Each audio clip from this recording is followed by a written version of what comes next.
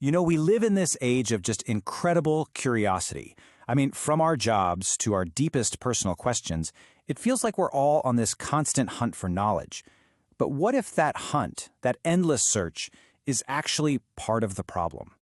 Well, a huge reason for this constant search is that we're living deep inside the knowledge economy. It's a time where what you know can be way more valuable than what you physically own.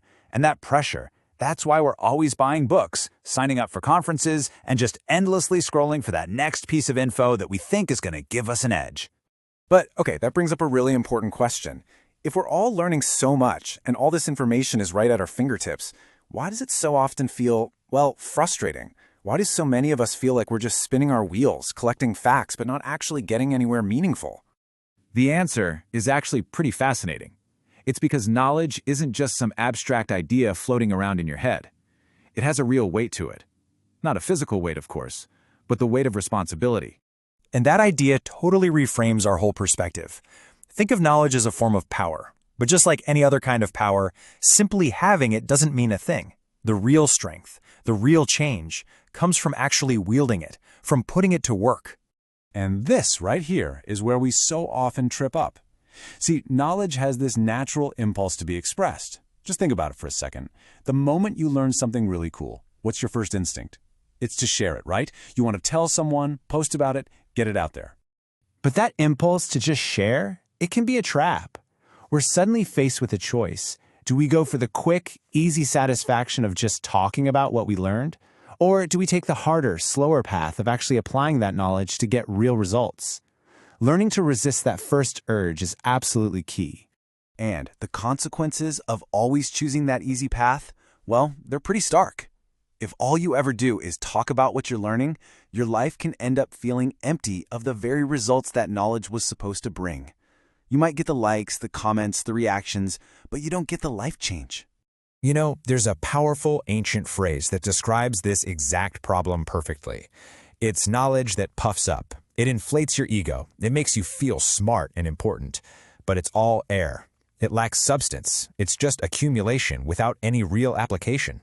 So how do we get across this huge divide?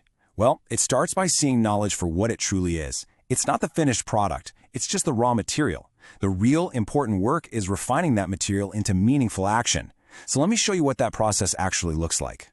It all starts with the raw material, that piece of knowledge. But you can't stop there.